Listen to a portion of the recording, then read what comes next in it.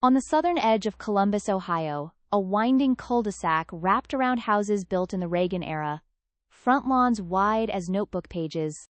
At 3926 Brook Hollow Court, a new wreath hung on the door, thin wood carved into overlapping letters, MC Mark and Claire.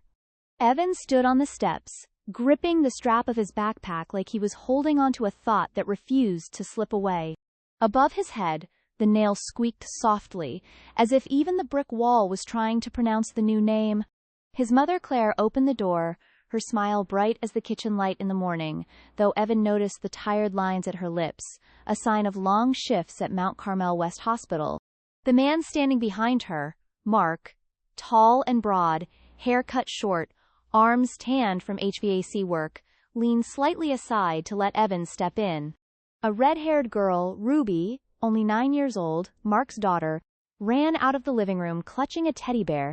She asked, "Do you like pepperoni pizza or cheese?" Her voice was like a pebble tossed into a pond round, short, rippling outward. "I am not hungry," Evan replied, eyes skimming over the carpet, the sofa, the wedding photo taken by the Scioto River. It felt like everything already had its place. Except him. The first argument sprouted like weeds after rain. Bedrooms. The house had 3 upstairs. One master for Mark and Claire, one that used to be Evan's, and the small office converted into Ruby's. But Evan discovered Ruby's front-facing room was larger by the width of a hand. A wide, bright window looked out on the neighbor's red maple. His room only overlooked the garage roof. "I have been in that room since 8th grade," Evan said at their first family dinner, the smell of pizza and root beer still in the air. "I am still in that room, right?" Mark looked up from his plate, set down his slice, and carefully wiped his hands. "I thought you would like the quieter back room, away from street noise. But the front one's bigger." Ruby glanced at her dad, then peeled cheese off her crust. Claire touched Evan's wrist. "Honey, maybe we can talk about a fair arrangement. Ruby needs space to dance, and you need space to study. I need light." Evan cut her off, eyes fixed away. "And I was here first." Mark inhaled, counting under his breath. Evan noticed he always counted to 3. "All right, we will measure. If it is much different, we will switch." "Fair." That night, they carried a tape upstairs. Ruby crouched at the doorway. Evan crossed his arms. Mark measured the walls, and Claire took notes. Result: the front room was 8 inches wider.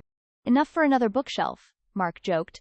Evan glanced at his battered bookshelf, filled with books that belonged to his late father, Daniel, who had died of a heart attack 3 years ago. Those books were sacred. "I want the front room," he said. Ruby hugged her teddy to her chest.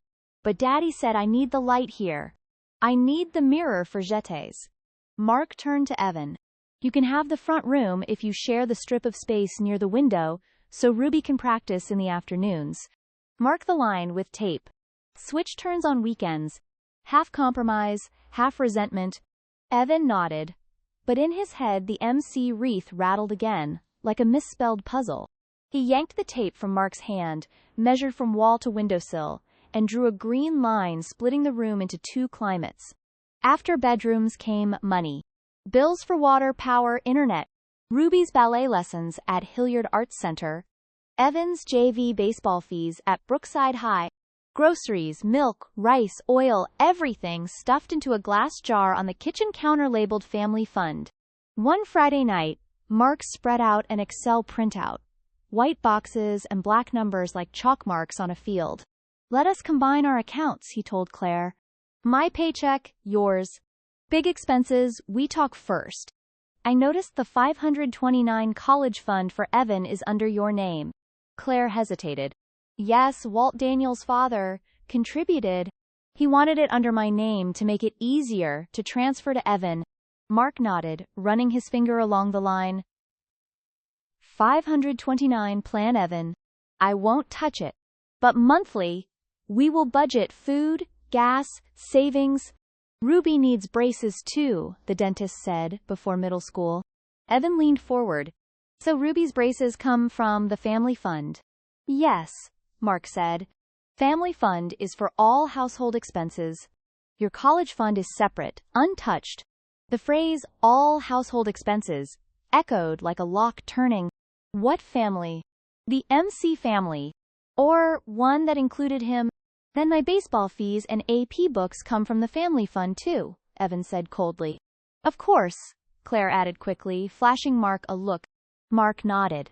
But Evan had already seen that tiny hesitation on his face. Maybe just the kitchen light. Maybe not. The small clashes piled up into something bigger. Mark missed one of Evan's baseball games at Brookside because he had to drive Ruby to her recital rehearsal. Evan looked up at the bleachers and saw only his mother, clutching a paper coffee cup, coat draped over her arm, her cheer breaking into a rasp. After the game, he checked his phone. A text from Mark. Sorry, buddy. Burger's on me to make it up. Evan shoved the phone into his bag. Next to him, his teammate Kyle slapped his shoulder. Your stepdad busy. I do not have a stepdad, Evan snapped, his voice sharp as the edge of a bat. That night, Mark brought home burgers, laying the wrappers on the table. I know missing your game pissed you off. I promised I would try harder. Balance things? Evan glanced at Ruby twisting her hair, waiting for her dad to notice her new ballet shoes. What is balance? Evan asked, picking who deserves to be seen more. Evan, Claire warned softly but firmly. Mark sighed. I do not want dinner to be a courtroom every night. If something's wrong, there is. Evan cut him off. Maybe the right courtroom is Franklin County. He tossed his burger wrapper in the trash. In his mind, he replayed what he had searched earlier that day. Franklin County, Muskingum, licking court records, mugshots, charges, convictions. A man named Mark Albright, born 1983. A blurry gray background photo, eyes straight, not smiling. Charge, assault dismissed after probation. Evan smirked faintly and walked upstairs, slamming his door. He leaned his back against it, as if trying to shut the whole house out. Evan's scheme was not fists. He knew the rules of this world, not illegal, just bent. First, he gathered evidence. Screenshotted Mark's mugshot. Dug up an old 2009 Facebook post. Everyone has a past. The question is where you are headed. He stitched it all together into a murky portrait and sent it anonymously to Mark's company's HR. He wrote, This man works inside people's homes. Do you know his violent history? Second, he planted an empty vodka bottle fished from a Walmart parking lot trash can under the back seat of Mark's F-150. A man with a fight record and liquor in his truck. If the cops ever stopped him, Evan did not go as far as making a call. He just wanted the world to tilt on his behalf. Third, he confided in Walt Daniels' father. Mark's got issues, Evan said. Walt, living up in Westerville, heavy leather belt, eyes glued to Big Ten football, squeezed Evan's hand. Son, a man with a record has a problem with character. This home's worth protecting. In Walt's eyes, everything was as simple as yard lines on a field. Finally, Evan drafted one more move. An anonymous email to Franklin County CPS hotline. There is a 9-year-old girl living with a man who has a criminal record. Possible drinking and driving. Please investigate. He stared at the screen a long time. Then he hit send. What Evan did not expect was who would get hit first. Wednesday morning. Mark was counting screws in the garage. Ruby practiced pliés inside the taped-off half of her room. A knock rattled the front door. Claire opened it. 2 figures stood there, badges flashing. A CPS worker and a district cop. Their voices were steady as squeaky hinges. We received an anonymous report, the CPS worker said. We would like to come in and ask a few questions. Mark's eyes flicked to the empty vodka bottle he would just pulled from the truck that morning, sitting by the trash bin. Rain cloud gray crossed his face. Claire looked at him. Then the bottle. Then the officials. Ruby clutched her mother's shirt in fear. Evan stood frozen on the staircase, his heartbeat like a hammer. They walked through the house. Opened the fridge. Checked the stove. Peeked into bedrooms. Who taped this line across the floor? The worker asked Ruby, smiling gently. Me and my brother, Ruby said, proud despite her nerves. Dad said we had to share the light evenly. The worker nodded, scribbling notes. She asked Evan, Do you feel safe here? Yes, he said quickly, because Noel would drop everything into the pit. Mark stayed calmer than Evan expected. Explained the vodka bottle, his driving record, Ruby's dance schedule, listed details like an inventory. When they finally left, Mark slumped onto the porch steps, head in his hand. Claire sat beside him, silent. Evan hovered in the doorway, throat dry. Mark's phone rang. HR. I have been suspended, he muttered to Claire afterward, voice raw. They said. Anonymous email. Evan saw his mother's eyes widen, stretched like a rubber band. She looked at Mark, then up at Evan. That look made Evan want to vomit. That night, the house felt like a patient whose stitches had just torn. Claire sent Ruby to stay with her grandmother Nancy in Upper Arlington, telling her there was a pool at the condo and chocolate chip cookies waiting. Mark cleaned the kitchen, gloves on, rinsing each dish under warm water. Evan stood in the doorway and tossed a stone into the well of silence. I found your mugshot, he said. Who did you hit? Mark froze for half a second, then answered without turning. 16 years ago. I was 21. A drunk guy groped my ex-girlfriend at a bar. I punched him. He pressed charges. I got probation, community service. Not proud, but I did not hide it. You did, Evan snapped. Otherwise, why would I have to dig it up? He wanted his mother on his side. Claire leaned on the doorframe, arms crossed. There are things, she said slowly, I had not had the chance to tell you yet. Or you did not want to, Evan shot back. Because if I knew, I would never accept him. Evan, Mark said, putting the dish down and turning. If you need to hate someone, hate me. But don't drag Ruby into it. Don't ruin your job. Fine. I will remember that, Evan muttered and stormed upstairs. In his head, everything sifted like sand through fingers, too heavy to hold, too dangerous to spill. On Mark's second suspended day, Claire worked a night shift. Evan and Mark shared the house like two street lamps, each throwing its own circle of light, never touching. That afternoon, Ruby burst in, excited to show a new dance step. She bounded across the taped line, slipped on a loose patch of carpet, and twisted her ankle. Her scream was the sound of glass shattering. Evan froze. Mark dove to her side, kneeling, his big hands steady on her ankle. Where's the pain? Scale 1 to 10. 7, Ruby hissed. Mark called Claire, then urgent care. Evan just stood uselessly, hands hovering. As the gurney rolled out the door, Evan caught sight of the vodka bottle still by the trash, his stupid planted evidence. At urgent care, Evan sat by the window, staring at the parking lot. The doctor said it was only a sprain, a few weeks of rest. Ruby looked at him, eyes wet. He wanted to apologize for the tape, the fall, the scheme, but he was not ready to say sorry to anyone yet. That weekend, Evan visited Walt. His grandfather opened the door with a Dr. Pepper in hand. Boy, I heard CPS got involved, Walt said bluntly. Told you a man with a record brings trouble. Evan hesitated, then asked, Do you have anything of Dad's? Walt led him into the study. Shelves stuffed with law books and bowling trophies. From under the desk he pulled a brown cardboard box labeled Daniel Personal. Inside, bank papers, credit card bills, and one sealed envelope marked, Don't open unless necessary. Evan tore it open. A handwritten letter from Daniel, dated 3 years before his death. Claire, I am sorry about the 529 fund. I will put it back when I win again at the tables. I will stop. You know I am trying. Don't tell Evan. I do not want him to hate me. I will change. The word her scratched out, replaced with him. Daniel always scribbled mistakes when rushing.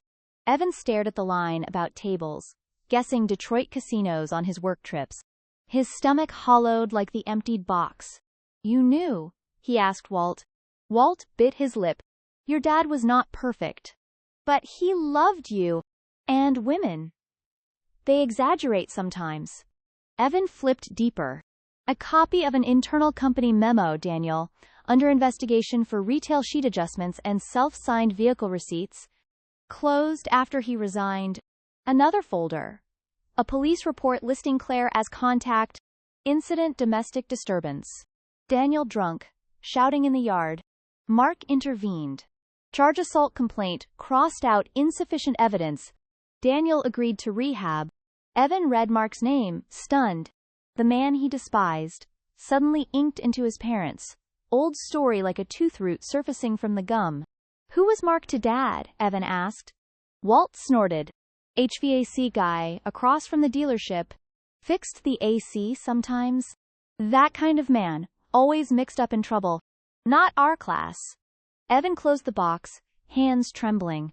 He had painted Mark as the only villain, but the paint now bled across his father's name too. That night at home, Evan searched Franklin County's court system. He found a temporary protective order filed in 2019. Petitioner Claire, respondent Daniel. Reason: drunk, banging on door, verbal abuse. Later withdrawn when Daniel entered rehab. On the glowing screen, Evan saw father and protective order locked side by side, like two magnets forced together with rubber bands. He looked up Mark again. Nothing else but the 2009 fight. Evan opened his anonymous HR email. The line, "This man works in people's homes," now felt hollow. He remembered Mark lifting Ruby's ankle, steady voice calming her. Claire came home from her shift, the smell of sanitizer and stale coffee clinging to her. Evan handed her Daniel's letter. She read, eyes aging 10 years in a minute. "I was going to tell you when you were older," she whispered. "I did not want your memories of your father emptied out." And Mark? Evan asked bitterly. He was there. In everything, even when Dad showed up drunk. Claire met his eyes. "Mark pulled your dad off a neighbor that night. He called me, Walt, and the cops. That was when I got scared. Later, we reconnected. I knew his mistake when he was young. But I also saw he knew when to stop. And I do not," Evan said, his voice metallic. "I do not know when to stop." Claire did not answer. She touched his cheek, her hand cool like a stone in a glass. "You are tired. Go rest." The next morning, before Mark left for HR to hear whether his suspension would be extended, Evan stopped him in the kitchen. Sunlight spilled across Mark's arms, dotted with freckles, like even the sky was unsure. "Vodka bottle," Evan began, swallowing hard. "I planted it." Mark stared, unblinking. "And the email?" "I sent it. CPS." Evan nodded, this time unable to speak. No shouting followed. No objects thrown. Mark pulled out a chair and sat down, slumping back loosely. "I should be furious, Evan," he said quietly. "But if I spend anger now, there won't be anything left to fix." Evan tried to say sorry, but the word felt like a thin coin, dropped to the floor without a sound.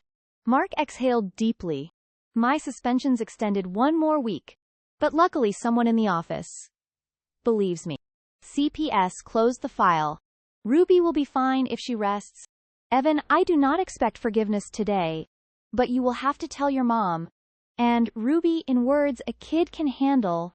And he paused. HR 2. "Send another email. The truth. Not to protect me. To free you from carrying a lie that is too heavy." Evan nodded, throat burning hot. "Dad," he blurted, then froze, startled at what he would just called him. Mark blinked, laying his hand flat on the table. He did not push it forward, did not pull it back. Evan did not repeat the word, but its echo hung in the kitchen air like the smell of coffee. That afternoon, Evan sat with Ruby on the bedroom floor. The green tape still cut the room in two. Ruby's ankle rested on a pillow wrapped in elastic bandage. "Are you mad at me?" Evan asked. Ruby tugged her ponytail loose and sighed. "I am mad at the floor. I am mad at the tape. I am mad at the words. Time out." She eyed the line and smirked. "Let us rip it up, okay?" Evan nodded. He dug a fingernail under the edge and pulled slowly. The tape peeled away, revealing the faded carpet underneath. Ruby giggled softly. "Looks better now." "I am sorry," Evan said, slow and deliberate, as if learning a new word. "For making everything slip. I did some bad stuff." Ruby sat straighter, pretending to be serious. Did they suspend you from the baseball team? Not yet, but I am suspended from being your fun big brother for a week. Ruby waved her hand dramatically. 2 days is enough. Evan laughed. The line was gone. They sat closer together. The following weekend, Mark went back to work. HR required him to attend a training on conflict management and workplace safety.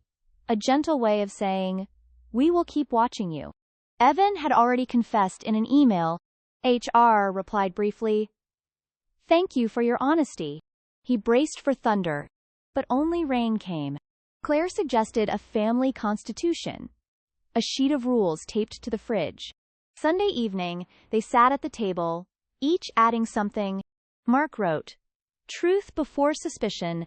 Claire added, "Family fund common rules. Any expense over $200 we decide together." Evan contributed, "Shared calendar, parents split events for both kids, unless impossible." Ruby, in marker, scrawled, "No more tape lines. Share light by schedule, not straight lines." They all signed. Evan studied the names, Mark Albright beside Claire Johnson Albright. Below, Evan Johnson and Ruby Albright, each different, but on the same page. It seemed like things would move in a straight line from there. But secrets are, like, springs, press them down long enough and they pop up somewhere else. One evening, Walt appeared at the door, unannounced.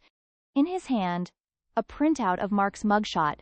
"How could you let my grandson live with a man like this?" he barked, voice ringing like church bells.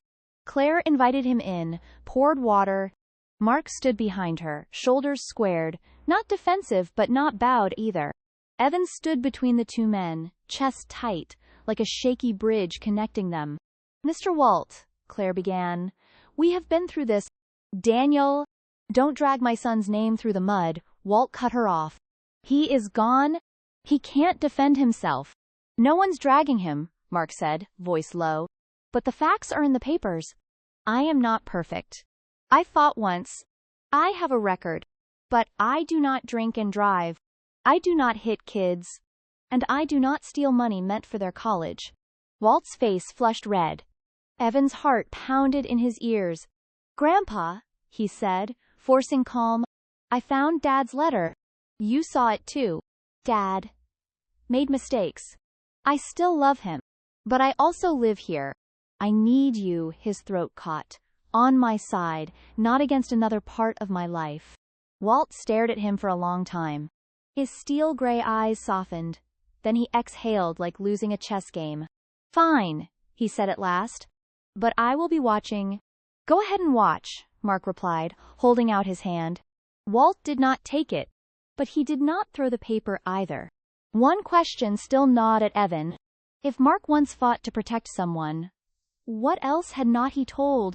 He asked his mother to go with him to Franklin County Courthouse to request the full record of Mark's 2009 case. In the transcript, Evan found details missing from the website. A second witness, a teenage boy, testified that Mark had stepped in to stop a group from shoving his friend into a bathroom wall. The fight started when someone shouted a slur.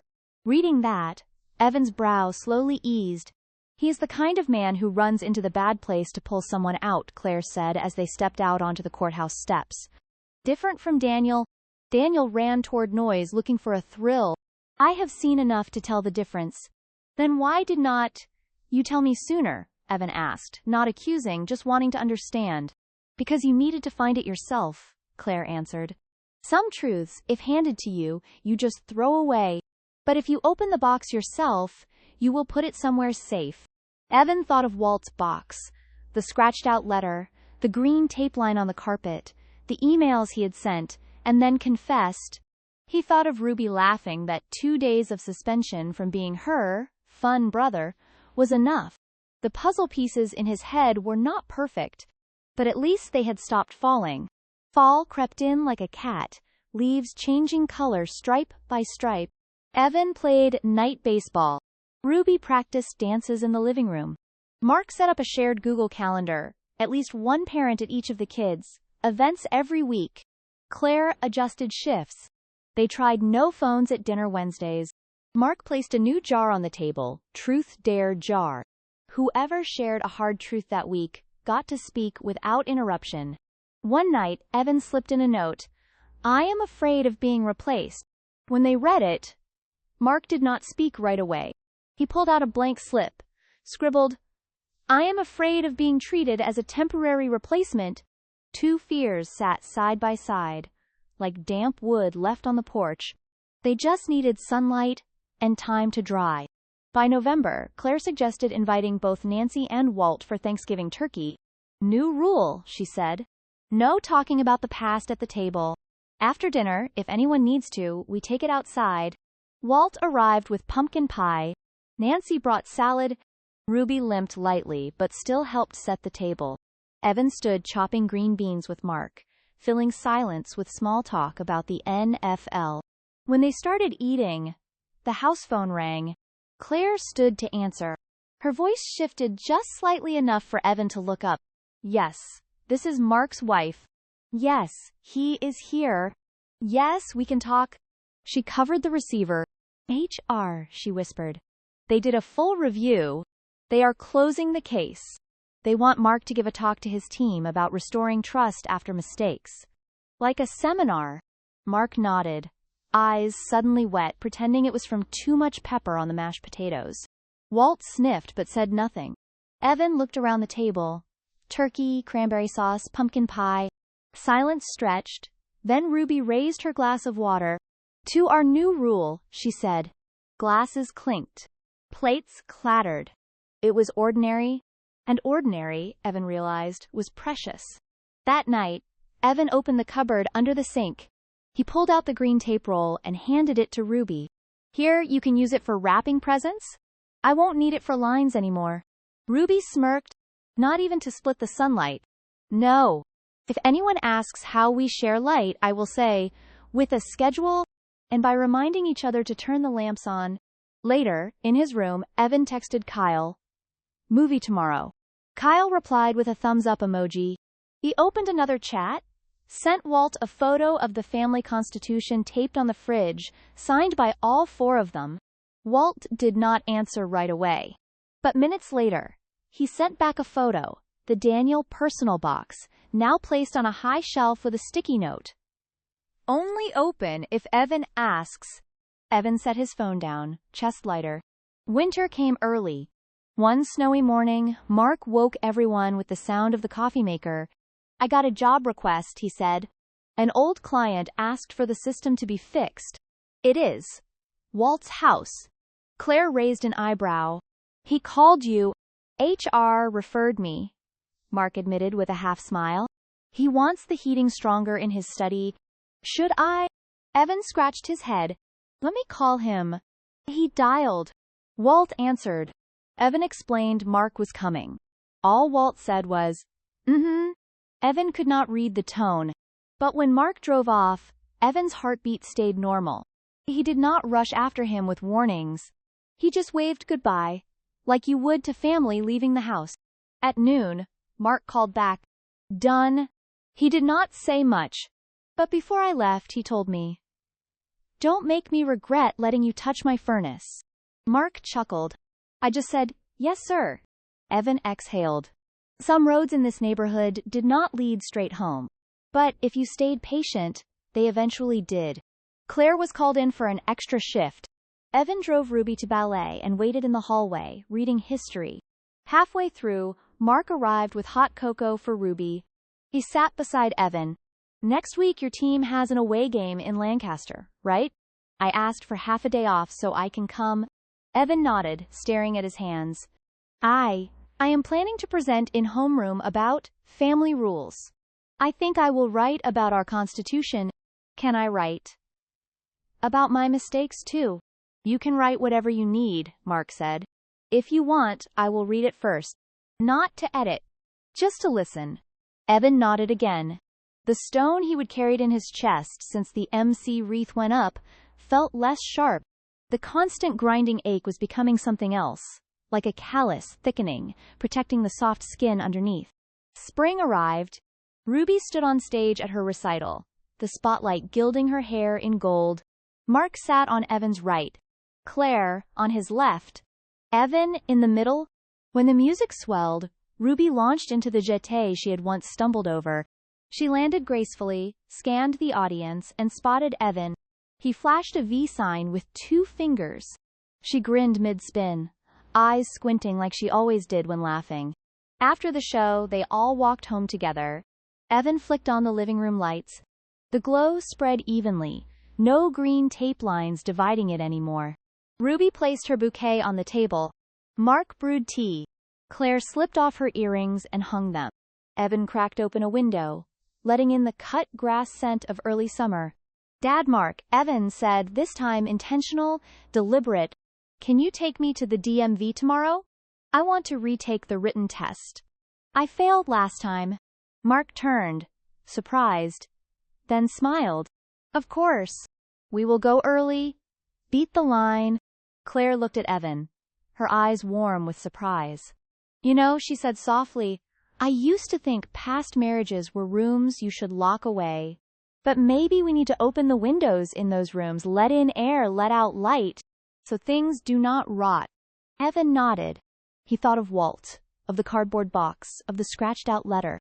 He thought of Daniel, his flaws, and the love that had not completely disappeared. He thought of Mark, his mistakes, and the times he had stepped into chaos to pull someone else out. He thought of Ruby, the tape line, her ankle now healed. He thought of his mother, night shifts and earrings.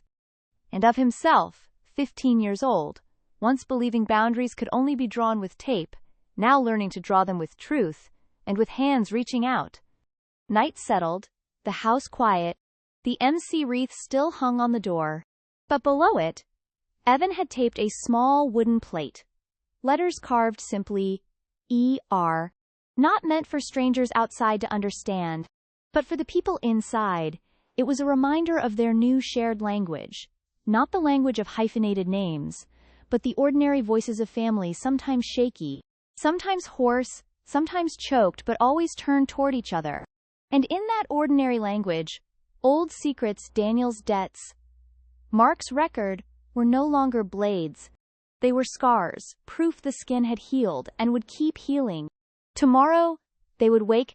Evan would go to the DMV with Mark. Claire would brew coffee and check her shift. Ruby would lace up her dance shoes, then do fractions homework. Someone would drop a note into the Truth Dare jar. They might tape green strips to the window to hang photos. And the light would pour in, shared not by straight lines but by where they chose to stand together. And that would be enough to carry the day forward,